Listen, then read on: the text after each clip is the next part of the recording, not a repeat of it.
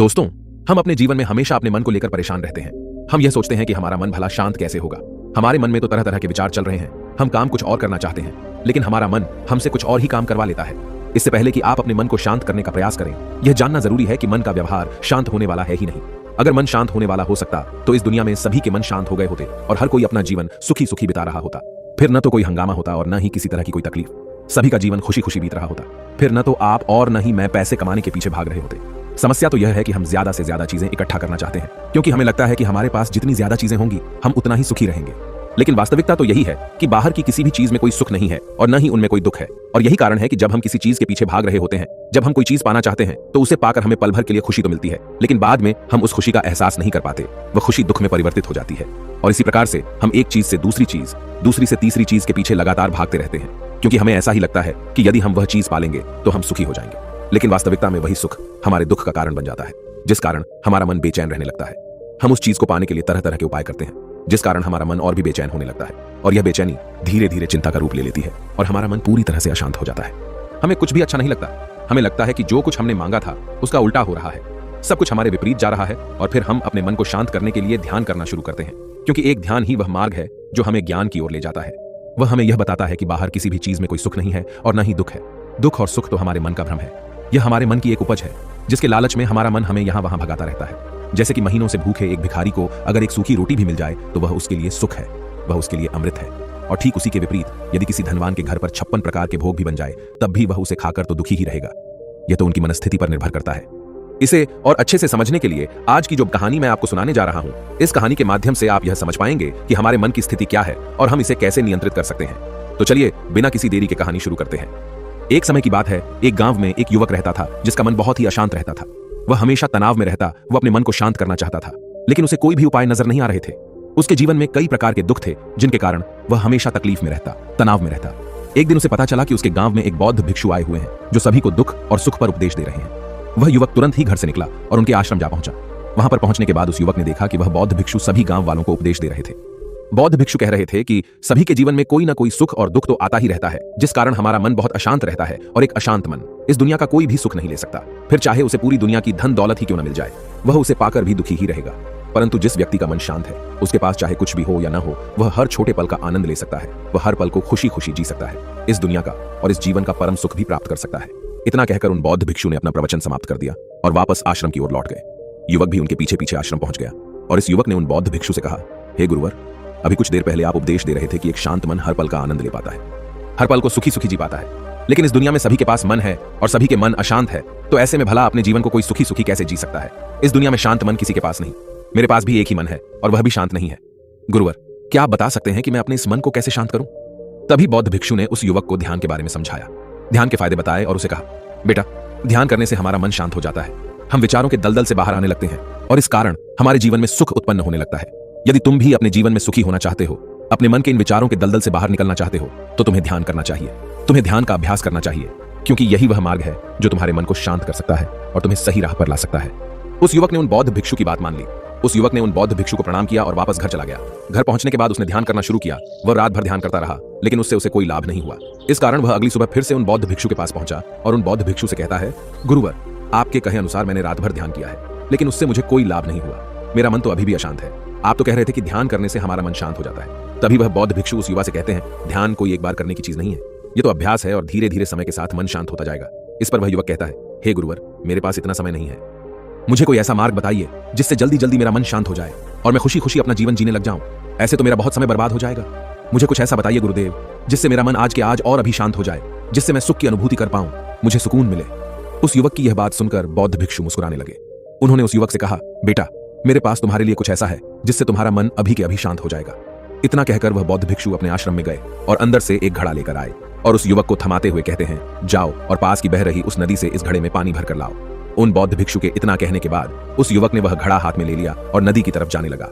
उसके बाद मन ही मन सोच रहा था कि लगता है यह गुरु पागल है, इन्हें कुछ नहीं पता।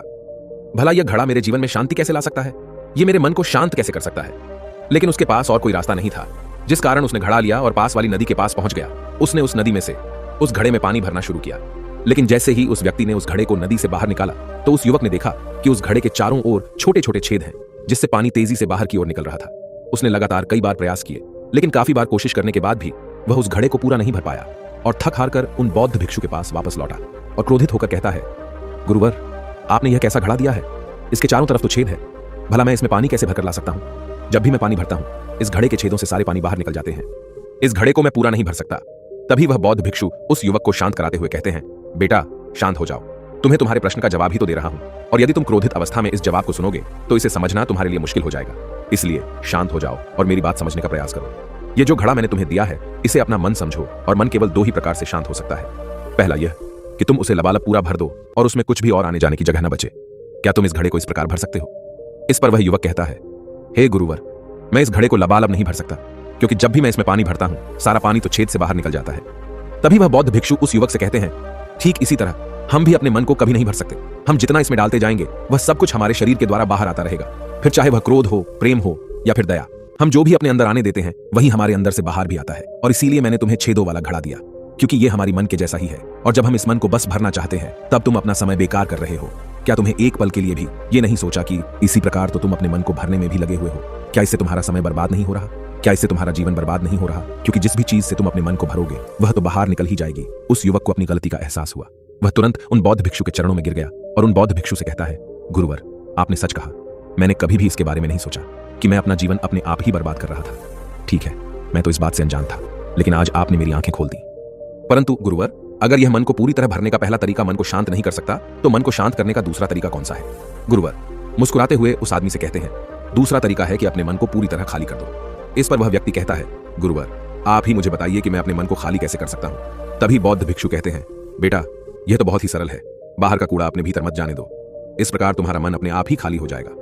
वह व्यक्ति कुछ देर सोच विचार करने के बाद बौद्ध भिक्षु से कहता है, हे गुरुदेव, यह कैसे संभव है? जो भी हम देखते हैं, सुनते हैं, वह हमारे मन में ही तो जाता है, वह हमारे भीतर की ओर ही तो जाता है। फिर मैं उसे कैसे रोक सकता हूं? इस पर बौद्ध भिक्षु मुस्कुराने लगे और उस युवक से कहते हैं, बेटा, मैं तुम्हें यही तो समझाने का प्रयास कर रहा हूं कि मन को केवल ध्यान से ही जीता जा सकता है, और एक दिन ध्यान करने से कुछ नहीं होने वाला। हमें इसके लिए समय देना होगा, हमें इसके लिए धैर्य रखना होगा, इसका निरंतर अभ्यास करना होगा। आगे बौद्ध भिक्षु उस युवा से कहते हैं, बेटा, क्या तुम्हें प्यास लगी है? युवक कहता है, हाँ गुरुवर, मुझे बहुत जोरों की प्यास लगी है। इस पर उन बौद्ध भिक्षु ने उस युवक को पानी पिलाया और कहा, ये लो, पानी पी लो, इससे तुम्हारी प्यास बुझ जाएगी। लेकिन मुझे एक बात बताओ, क्या आज पानी पी लेने से फिर तुम्हें कभी प्यास नहीं लगेगी? तुम कभी फिर मुझसे पानी नहीं मांगोगे? इस पर वह युवक कहता है, गुरुवर, आप कैसी बातें कर रहे हैं? पानी तो हमारे जीवन का एक हिस्सा है, इसके बिना तो हम मर जाएंगे। और आप कह रहे हैं कि आज पानी पी लो और उसके बाद मैं कभी पानी ना पीऊं। यह भला कैसे संभव है? प्यास तो हमें रोज आती है और हम रोज पानी पीते हैं, इसके बिना तो हम मर जाएंगे। तभी बौद्ध भिक्षु मुस्कुराते हुए उस युवक से कहते हैं, ठीक इसी प्रकार एक दिन के ध्यान से हमारा मन शांत नहीं हो सकता। उसे भी रोज भूख लगती है और उसे रोज रोज हमें आहार भी देना पड़ता है। उसे भी रोज पानी पीने की जरूरत पड़ती है, और ठीक उसी प्रकार हमें हर दिन ध्यान करने की भी जरूरत पड़ती है। और जब हम निरंतर ध्यान करते हैं, इसका अभ्यास करते हैं, तो देखते ही देखते हमारे मन की भूख शांत होने लगती है, और एक समय पर हमारा मन सारे विचार उत्पन्न करना बंद कर देता है। तब वह बाहर से कुछ भी ग्रहण नहीं कर पाता, और जो कोई भी विचार हमारे भीतर है, वह सारे विचार देखते ही देखते समाप्त हो जाते हैं। और इसी प्रकार धीरे धीरे हमारा मन शांत होने लगता है। आगे वह बौद्ध भिक्षु उस युवक से कहते हैं, बेटा, तुम ही तो कह रहे थे कि तुमने रात भर ध्यान किया है, लेकिन उसके बाद भी तुम्हारा मन शांत नहीं हो रहा। बेटा, तुम चाहो तो 1 घंटे के लिए ध्यान कर सकते हो, चाहो तो पूरा दिन भर तुम ध्यान करो, लेकिन इसका लाभ भी तुम्हें उतना ही मिलेगा। अर्थात मान लो तुम 1 दिन के लिए ध्यान करते हो, तो इससे तुम्हारे मन को भी शांति केवल कुछ समय के लिए ही मिलेगी।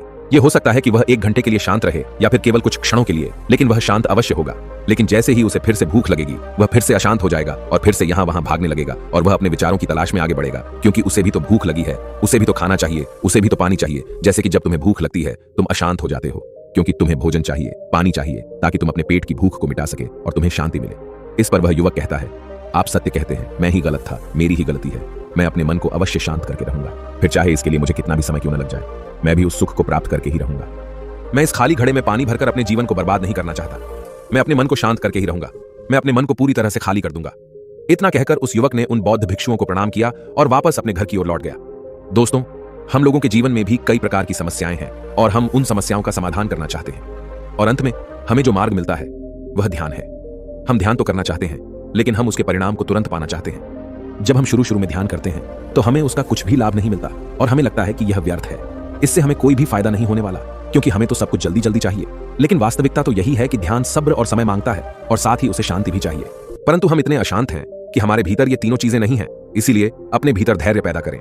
जब आपके भीतर धैर्य पैदा होगा, तभी आप सब्र, समय और शांति के महत्व को समझ पाएंगे, और फिर आपका समय चाहे कैसा भी क्यों न चल रहा हो, आप हर समय खुश रहना सीख जाएंगे। अगर आपका मन अशांत है, तो यह किसी और के हाथों में नहीं है कि वह आपके मन को शांत कर सके। यह तो आपके हाथों में है कि आप अपने मन को किस प्रकार और कितनी देर तक के लिए शांत कर सकते हैं। दोस्तों, आपने आज के इस वीडियो से क्या सीखा वह मुझे आप कमेंट में बता सकते हैं। इसी के साथ में उम्मीद है कि आपको आज की वीडियो पसंद आई होगी, तो इस वीडियो को उस इंसान को शेयर करें और उसी के ठीक बाद चैनल को सब्सक्राइब करें। तो चलिए फिर मिलते हैं ऐसी एक और नई वीडियो में। तब तक के लिए अपना ख्याल रखें। धन्यवाद और नमो बुद्धाय।